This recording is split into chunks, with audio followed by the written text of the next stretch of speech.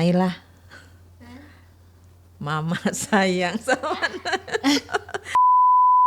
karena kan anak-anak nih sekarang dunia sosial itu kan mereka gampang ya untuk melihat, untuk mencari informasi, atau itu kan ngeri banget ya. Iya. Yang harus paham itu, yang harus mengajarkan secara detail itu orang tua.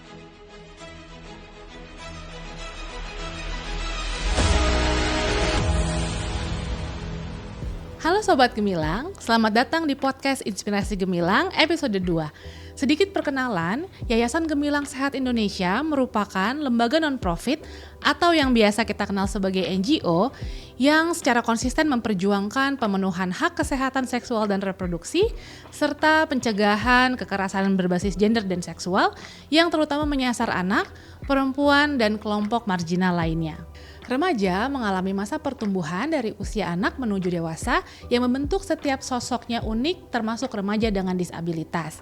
Mereka juga mengalami perubahan dan perkembangan fisik dan seksual. Pubertas pada remaja disabilitas tentu memiliki tantangan tersendiri, tidak hanya bagi si anak namun juga bagi keluarga, guru, serta pendampingnya. Undang-Undang Nomor 8 Tahun 2016 tentang penyandang disabilitas menyatakan bahwa penyandang disabilitas harus mendapatkan kesempatan yang sama dalam pengembangan kemandirian termasuk kemampuan dalam menjaga dan memelihara kesehatan reproduksi. Oleh karena itu, sebab keterbatasan komunikasi, remaja tuli berhak mendapatkan akses ke pendidikan kesehatan reproduksi dan seksual yang komprehensif dari sumber yang kredibel sesuai dengan model penyampaian yang sesuai dengan kebutuhan mereka agar mereka dapat terhindar dari perilaku seks beresiko, ancaman pelecehan seksual, dan penyalahgunaan narkotika. Saat ini, Yayasan Gemilang Sehat Indonesia melalui program Right Here Right Now 2 sudah berkontribusi selama kurang lebih 2,5 tahun dalam mempromosikan pendidikan kesehatan reproduksi dan seksual yang diimplementasikan di 3 kabupaten, yaitu Jombang, Provinsi Jawa Timur, Indramayu Provinsi Jawa Barat, dan Langkat Provinsi Sumatera Utara yang melibatkan pihak pemerintah, sekolah, dan organisasi masyarakat sipil setempat.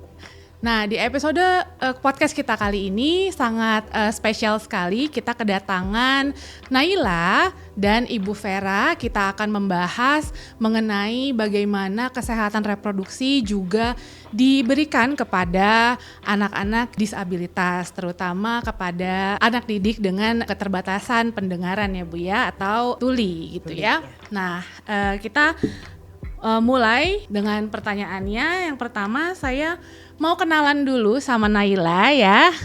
Oke, Naila, boleh nggak ceritakan kamu sekarang kelas berapa, usia berapa, dan sekolahnya di mana?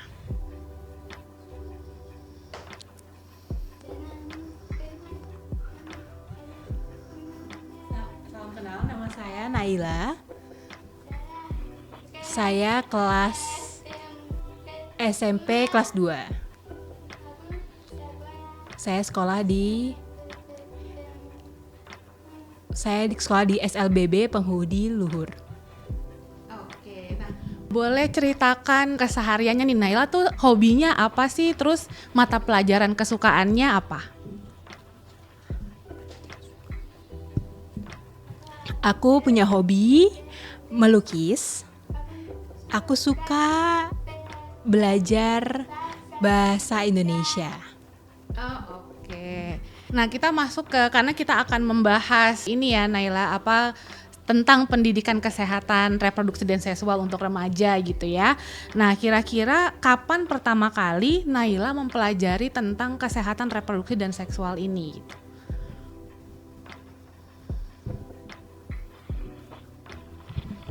Dulu aku saat umur 16 tahun, kelas SMP kelas 1, aku melihat teman-teman itu banyak yang paham tentang kesehatan reproduksi. Oke, jadi selain Naila, teman-teman juga belajar ya tentang kesehatan reproduksi gitu ya. Nah, pertama kali Naila mendapat pembelajaran itu dari mana?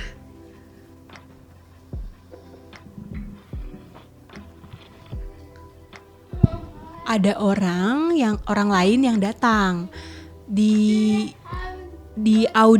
auditorium. Nah, aku ngelihat teman-teman semuanya tuh murid-murid kumpul di situ. Kita lihat ada orang itu. Orang itu menjelaskan gitu tentang kesehatan tubuh, reproduksi seperti itu. Oke, nah sekarang aku ke mama atau ibu nih Bu? Manggilnya mama. Mama, aku ke mama dulu ya. Nah, untuk Ibu Vera, sebenarnya pertama kali Ibu sebagai orang tua mendapatkan informasi dari mana atau terpapar tentang informasi HKSR ini pertama kali dari mana Bu, kalau boleh tahu? Kalau mengenai kesehatan ya, kesehatan reproduksi atau kesehatan seksualitas ya, itu awalnya saya tuh menjaga anak dulu ya, dasarnya gitu.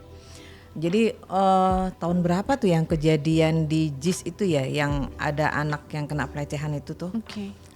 Di situ saya langsung inget Naila gitu. Naila kan tidak bisa bicara, tidak bisa mendengar gitu. Akhirnya pada saat itu tuh dia masih SD gitu. Itu saya ajarin cuman ada bagian-bagian tubuh dia yang tidak boleh dipegang, tidak boleh disentuh gitu oleh siapapun kecuali mama. Oke. Jadi saya ajarin itu terus gitu. Terus dekat-dekat usia balik itu saya kan dia visual ya Kak. Iya. Jadi saya ajarin bahwa perempuan itu akan menstruasi seperti ini bentuknya, terus ada pembalut, begini caranya gitu. Itu saya ajarin. Jadi cara mencucinya gitu. Jadi step-stepnya begitu kalau itu ya. Jadi dia nggak kaget untuk masalah itu. Tapi untuk bicara masalah reproduksi secara detail itu belum pernah sih Kak. Oh, oke. Belum pernah saya ajarin. Cuman hanya basic bahwa wanita punya rahim, terus dalam rahim itu nanti ada bayi.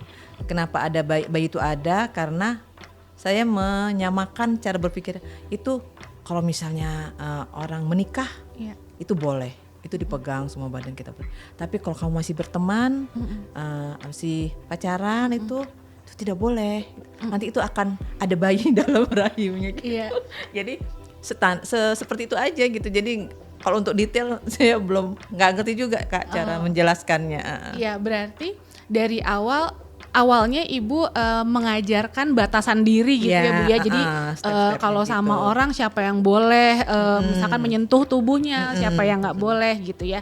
Nah, dari tadi kan Naila sempat cerita kalau ada diberikan pembelajaran HKSR di sekolahnya gitu ya bersama-sama teman-temannya. Nah, dari sekolah ada tindak lanjut nggak ke orang tua? Maksudnya apakah diskusi, apakah mengarahkan orang tua sebaiknya mengajarkan hal ini ke anaknya, seperti itu nggak Bu? Jadi kan sebenarnya nih udah lama saya cari-cari juga Kak untuk seperti ini ya, maksudnya pembelajaran terutama buat saya sebagai orang tua gitu. Di sekolahnya emang seperti yang dia bilang ada gitu ya. Cuman saya mikir gini loh, ini anak paham nggak dengan apa yang disampaikan? Ini anak-anak nih paham nggak dengan apa yang diajarkan gitu? Karena buat saya percuma kalau misalnya mereka bicara tapi anak-anak nggak paham gitu. Iya, betul. Jadi saya tetap aja dalam hati saya yang harus paham itu, yang harus mengajarkan secara detail itu orang tua. Orang tua. Gitu.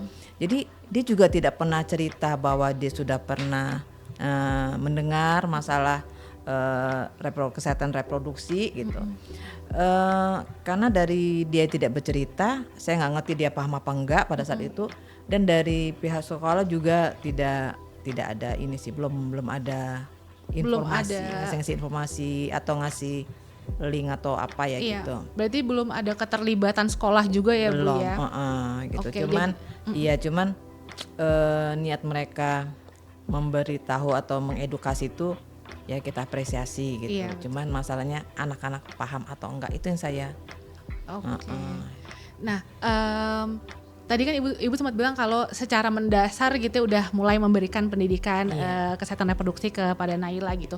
Bagaimana cara ibu menyampaikannya atau ya menyampaikan materinya? Apakah dengan cara misalnya mencari materi edukasi di YouTube atau di internet atau dengan tools atau permainan misalnya yang bisa menyampaikan materi Cashpro itu Bu?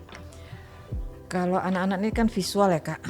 Nah visual, jadi waktu tidak boleh disentuh-sentuh itu, Iya. kita bisa lah ya secara visual kita tunjukin anggota badan kita gitu. Seperti dia mau datang bulan itu, nah, kita juga bisa kasih tunjuk pada saat saya menstruasi ini seperti ini, ada darah gitu, gitu kan. Karena kadang-kadang kan anak kaget ya kok berdarah gitu ya. Iya. Tapi karena dari awal udah saya kasih tunjuk gitu, oh kata gitu tidak sakit, tidak sakit. Nah itu kalau untuk reproduksi gitu atau bagian tubuh yang lebih dalam itu, kebetulan di rumah itu ada buku flip-flop itu yang ada bisa dibuka, ada gambar tulang, ada gambar iya. itu gitu. Lewat gambar-gambar seperti itu Kak gitu. Oh, oke. Gitu. Cuman cara menyampaikan misalnya bayi itu berasal dari mana itu saya belum Iya. belum tahu, jadi nggak ngerti saya. Berarti belum sejauh itu ya, Bu ya. Belum ya. Oke, jadi mungkin hanya Ibu sempat menyampaikan kalau ada loh resikonya kalau misalkan kita tidak membatasi Tidak, diri, iya, benar. seperti itu. Dan yang mendasar, yang disampaikan baru yang mendasar misalnya soal menstruasi, Iya gitu ya. benar. Oke. Pertanyaan selanjutnya nih ke Ibu Vera, sebenarnya tantangan terbesar untuk menyampaikan pendidikan Kespro ini, kesehatan reproduksi dan seksualitas ini, terutama untuk anak yang memiliki keterbatasan pendengaran seperti apa, Bu? Jadi kan kembali lagi ya Kak ya, kepedulian setiap orang itu berbeda-beda gitu. Karena mungkin kesibukan juga, karena kan banyak juga orang tua yang harus bekerja, mungkin intensitas sama anaknya kurang gitu kan. Jadi saya tuh berharap banget ada dibikin apa ya, kayak model seminar atau apa tapi yang khusus perempuan, anak-anak perempuan ini, anak-anak tuli perempuan ini yang secara visual itu dia bisa memahami konsep kesehatan reproduksi atau konsep yang kesehatan seksual itu tadi gitu. Iya. Karena itu kayaknya lebih bisa mereka terima ya gitu. Daripada misalnya dicampur sama tuli-tuli cowok yang lain, mungkin nggak bisa detail ya. Iya. Karena mereka harus tahu secara detail. Nah, secara detail tuh saya nggak ngerti bagaimana cara menjelaskannya itu gitu. Oh iya, jadi sebenarnya Ibu juga belum banyak referensi juga ya yang bisa untuk disampaikan ke Naila gitu ya. Gitu. Nah, saya mau ke Naila dulu ya Bu Iya. ya. Nah, kalau Naila sebenarnya kamu lebih suka belajar itu apakah dari melihat video atau buku atau langsung bertanya kepada guru atau ke mama?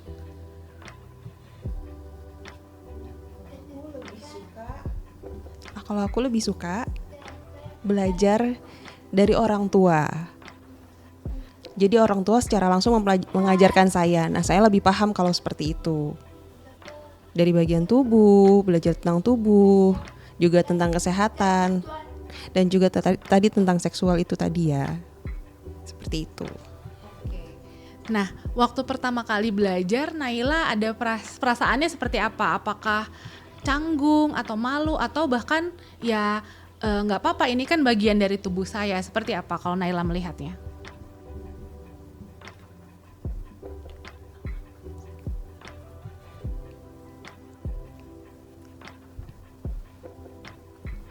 Aku merasa kurang tahu juga sih ya. Aku merasa sulit sih sebetulnya. Kalau orang-orang itu kan, kalau misalnya membicarakan itu kan kadang-kadang cepat-cepat ya. Jadi aku tidak paham. Orang-orang tuh ngomongnya tuh cepet banget. Teman-teman juga belajar kan, dan ada yang juga yang belum belajar secara anatomi tubuh ini, reproduksi, itu sama-sama belum paham. Lebih ke arah pemahamannya sih. Oke, berarti di sini aku bisa simpulkan ya, berarti Bu, nanti kalaupun nanti kita misalnya ada alat bantu untuk pembelajaran atau narasumber yang memberikan informasi kepada anak-anak tuli khususnya gitu ya, itu mungkin bisa disesuaikan ya dengan kebutuhan mereka gitu ya, mungkin dengan bener, penyampaiannya yang lebih pelan-pelan gitu ya, dan juga alat-alat bantu pembelajaran yang bisa mendukung gitu ya, pemahaman mereka gitu Iya ya. benar Kak. Selanjutnya, kalau boleh tahu, tadi kan Naila bilang sulit gitu ya untuk pada saat menerima pembelajaran kesehatan reproduksi dan seksualitas ini. Selain dari yang mengajarkan atau orang pemberi informasinya itu terlalu cepat ngomongnya, kalau untuk dari materinya sendiri kira-kira Naila merasa sulit nggak gitu menerima atau memahaminya? Misalnya soal menstruasi atau soal batas diri tadi yang seperti Mama sampaikan, kira-kira gimana?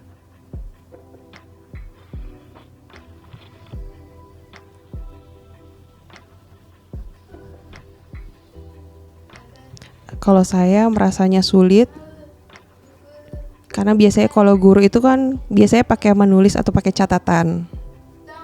Jadi saya bilang, maaf itu sulit. Jadi kalau misalnya dijelaskan juga ke orang, pembicaranya juga cepet-cepet, aku tidak paham juga. Jadi saya biasanya minta tolong guru untuk menulis catatan, jadi saya bisa melihat. Nah itu biasanya aku lebih paham. Jadi kalau misalnya orang kan suka berdiskusi ngomongin, aku ngeliatin. Nah itu kalau ditulis, kalau di layar presentasi secara anatomi tubuh, oh aku lebih paham yang seperti itu. Jadi aku lebih bisa paham kalau misalnya ada secara visualnya. Oke, terima kasih. Nah, kakak ke Mama lagi ya. Nah, Bu Vera, selanjutnya kalau menurut Bu Vera sendiri, kira-kira manfaat dari menyampaikan pendidikan kesehatan reproduksi dan seksualitas ini apa Bu? Terutama untuk remaja gitu, dan khususnya juga untuk remaja dengan keterbatasan. Kalau buat saya sangat penting Kak gitu, karena saya ini kan dari playgroup ya di sekolahnya di SLBB itu. Yang tulis semua gitu. Saya bisa melihat perkembangan teman-teman yang lain gitu kan. Dengan berbagai macam kondisi keluarga gitu kan. Yang saya tahu tidak semua orang tua tuh yang mampu merangkul anaknya atau mengajarkan anaknya gitu. Dan saya juga banyak dengar cerita misalnya temannya gimana gitu. Itu bukan karena mereka seperti itu. Tapi karena anak-anak itu tidak paham apa yang harus dijaga, batas-batasan itu seperti apa gitu. Karena anak-anak ini cenderung menunjukkan rasa sayang, rasa cintanya itu bukannya sembarangan, tapi kayak tulus gitu loh. Jadi beda sama kita yang dengar ya. Jadi mereka misalnya punya pacar tuh, itu di depan kita gandengan tangan atau apa, mereka tuh biasa aja. Karena emang mereka sayang gitu. Bukan kalau kita kan nggak enak ya gitu kan, kalau apa kan sungkan gitu. Kalau mereka nggak, bukan karena mereka nggak paham gitu. Jadi buat saya tuh mungkin berawal dari itu bisa mungkin jadi lebih jauh lagi kalau orang tuanya nggak ngasih pemahaman gitu. Jadi itu yang membuat saya khawatir sebenarnya, bukan karena mereka sengaja untuk seperti itu, enggak, tapi karena memang mereka tidak paham aja gitu. Jadi PR banget gitu buat kita itu untuk ngasih pemahaman, edukasi tentang seperti yang tadi, yang sekarang ini ya, kesehatan reproduksi, kesehatan itu tuh saya sangat dukung sekali, saya seneng banget gitu. Apalagi toolsnya ya sesuai dengan kebutuhan mereka gitu, mampu dibuat atau diciptakan biar mereka paham, itu alhamdulillah jauh lebih baik. Saya seneng banget gitu. Oke, mungkin saya sedikit mundur ke belakang gitu ya Bu. Kalau misalnya bagaimana Naila bisa atau Ibu bisa, kan karena beberapa orang menganggap kesehatan reproduksi dan seksualitas ini masih tabu gitu ya Bu ya. Ada beberapa orang tua juga enggan gitu menyampaikan ke anaknya karena bisa dianggap tabu dan gitu, jadi mereka nggak menyampaikannya gitu ke anaknya. Nah kalau Bu Vera, apa nih yang membuat Ibu bisa terbuka kepada anak gitu ya, dan bagaimana cara menyampaikannya agar anak juga timbal baliknya ke Ibu juga misalnya terbuka juga mengenai hal-hal ini gitu, kesehatan reproduksi dan seksualitas. Karena kan anak-anak ini sekarang dunia sosial itu kan mereka gampang ya untuk melihat, untuk mencari informasi, atau itu kan ngeri banget ya. Gitu, mereka dapat informasi itu seterbuka itu gitu, semudah itu gitu kan, dan mereka tuh nggak paham. Masalahnya mereka nggak paham, mereka hanya melihat oke, gini boleh ya, kayak gini boleh ya, padahal itu nggak boleh sebenarnya gitu, tapi mereka nggak paham gitu kan. Jadi saya menjaga itu. Jadi sebelum dia mendapat dari dunia luar gitu. Jadi saya ngasih masukan begitu. Saya ajarin dengan cara saya lah. Tapi buat saya juga nggak maksimal cara saya ya gitu, karena saya masih banyak keterbatasan ngasih pemahaman ke Naila gitu. Tapi semampu saya seperti itu. Karena dunia sekarang itu ya bukan untuk anak-anak seperti mereka juga ya sebenarnya gitu. Jadi anak-anak itu dikasih pemahaman itu mereka jauh lebih mengerti. Insya Allah mereka bisa menjaga gitu aja. Iya. Nah, pada saat Ibu menyampaikan gitu, menyampaikan materi Cash Pro ke Naila gitu ya, kan Ibu pasti butuh referensi itu Bu, maksudnya butuh materi-materi atau apa nih yang saya harus sampaikan gitu. Nah Ibu ada nggak mencari referensi atau informasi dari sumber-sumber yang terpercaya gitu untuk disampaikan lagi ke Naila gitu? Sampai saat ini Kak, untuk anak tuli ya, untuk cara menyampaikan ke anak tuli saya belum dapat referensi, belum dapat. Jadi saya menyampaikan itu ya karena saya kan anaknya 5 jadi cukup paham dengan itu. Saya sering baca mengenai kesehatan reproduksi dan segala macam. Jadi saya menyampaikan ke Naila itu dengan cara saya gitu, semampu saya gitu. Tapi secara detail saya masih belum mampu sih Kak. Sebenarnya saya belum mampu. Iya. Nah kalau di sekolah sendiri Bu, kalau di sekolah sendiri gitu kita kembali ke sekolah. Nah sesama orang tua nih dengan dengan kondisi anak yang membutuhkan gitu ya, kebutuhan khusus gitu, dengan sesama orang tua, apakah Ibu pernah ada diskusi gitu Bu kita untuk mengenai hal ini, kesehatan reproduksi seksual pentingnya gitu? Belum, maksudnya belum karena mungkin karena dari sekolah mereka sudah dapat pelajaran tentang itu atau informasi tentang itu, jadi mungkin banyak orang tua nganggap mungkin anaknya udah ngerti kali gitu. Oh gitu. Jadi ini yang dapat dari sekolah itu rutin atau hanya seminar 1 kali itu aja? Enggak, ada beberapa kali. Ada beberapa kali. Ada beberapa kali. Alhamdulillah sekolah dia cukup aware untuk itu. Gitu. Cuman masalahnya anaknya paham apa enggak tadi seperti dia bilang. Dia melihat orang bicara gitu-gitu, tapi aku tidak paham gitu. Jadi mungkin itu yang miss ya dari sekolah ya. Bahwa ini anak-anak paham apa enggak gitu. Tapi mereka membuat acara seperti itu ada beberapa kali ya. Sudah mungkin sekolahnya juga sudah mulai aware gitu ya, karena iya Kak, untuk menghindari kejadian-kejadian kekerasan benar, misalnya gitu ya. Iya. Oke. Nah, saya mau ke Naila lagi ya. Naila kan sama teman-teman gitu ya, sesama yang pernah mengikuti pembelajaran Cash Pro ini, apakah Naila sempat misalnya kayak sharing sama teman-teman soal ini gitu. Terus tadi kan Mama juga, satu-satu deh nggak apa-apa. Tadi dulu, apakah sharing tentang kesehatan reproduksi ini sama teman-teman sesama perempuan gitu ya?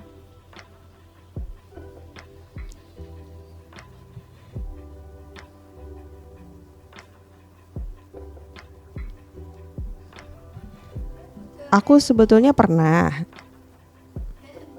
bersama teman-teman,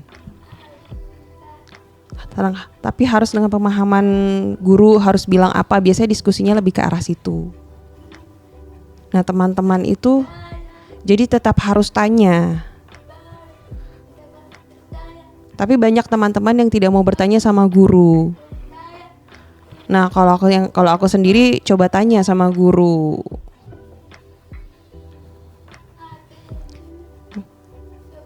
Jadi bagaimana secara tubuh, anatomi tubuh itu sendiri, itu biasanya guru mengajarkan ke saya dan aku paham. Tapi teman-teman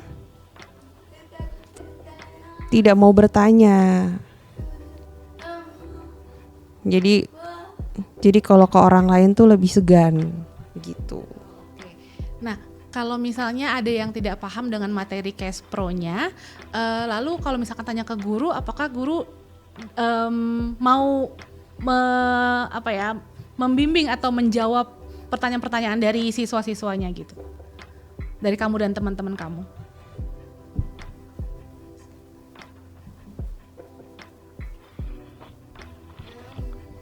Kalau misalnya orang menjelaskannya itu ke teman-teman.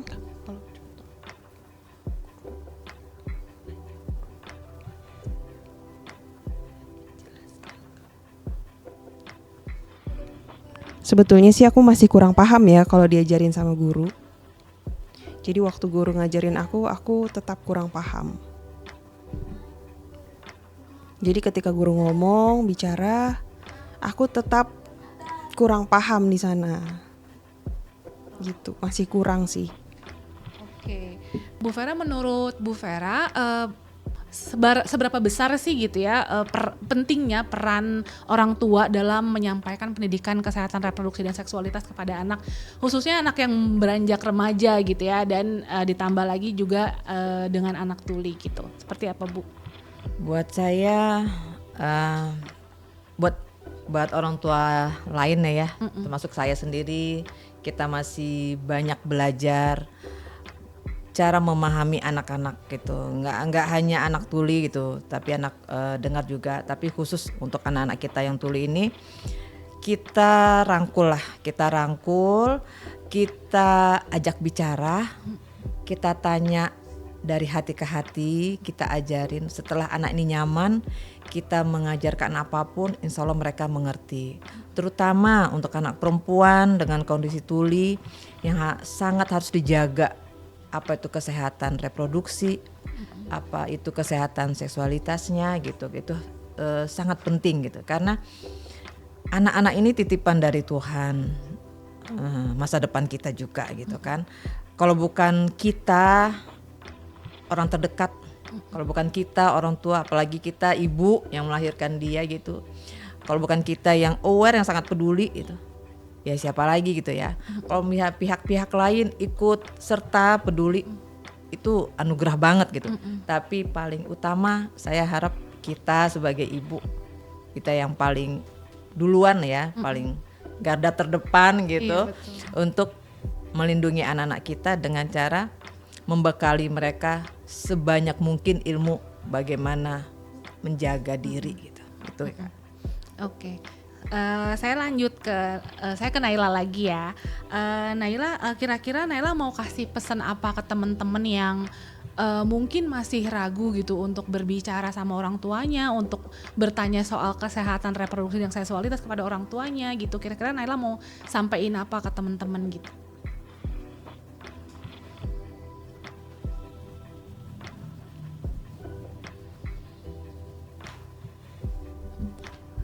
Oke, untuk teman-teman tuli, jangan merasa takut atau malu atau nggak mau bertanya sama guru, atau nggak mau bertanya gitu, nggak mau ngangkat tangan. Jangan diem aja juga, jangan seperti itu, nggak mau bertanya. Bagaimana kalau teman-teman tuh harus berani untuk bertanya kepada guru, dan ya harus mau bertanya gitu. Dan juga kalau misalnya guru bertanya harus dijawab.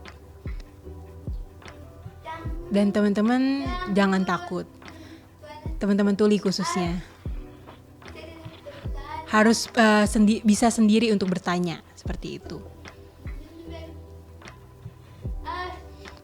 Dan teman-teman juga harus paham tentang apa yang mungkin guru masih ada yang kurang ya, kalau saat bicara gitu. Jadi kita harus paham juga soal situasi itu. Oke, nah menurut Naila penting nggak misalnya Naila kan tadi Naila udah berani bertanya gitu ya untuk guru kalau misalnya, atau ke mama kalau misalnya ada yang nggak dimengerti. Nah, Naila pernah cari misalnya buku sendiri atau informasi sendiri gitu mengenai kesehatan reproduksi, pernah nggak Naila untuk mencari sendiri gitu?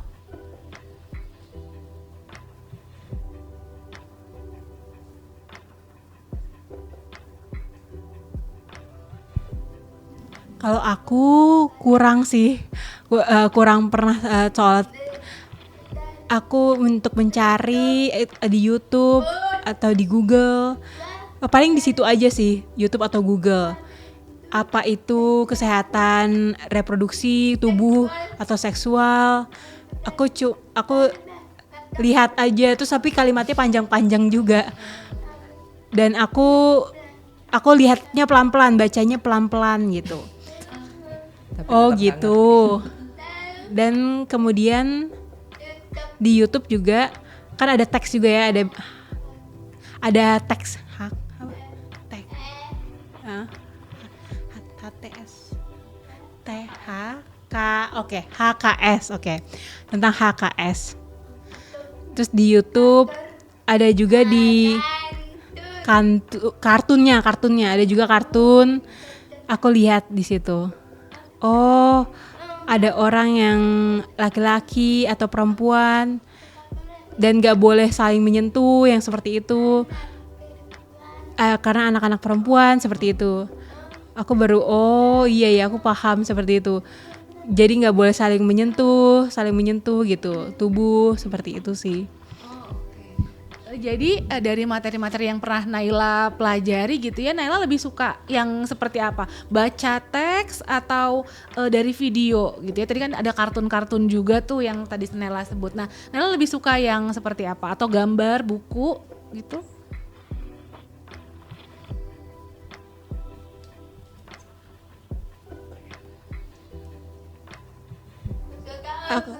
Aku lebih suka orang tua sih.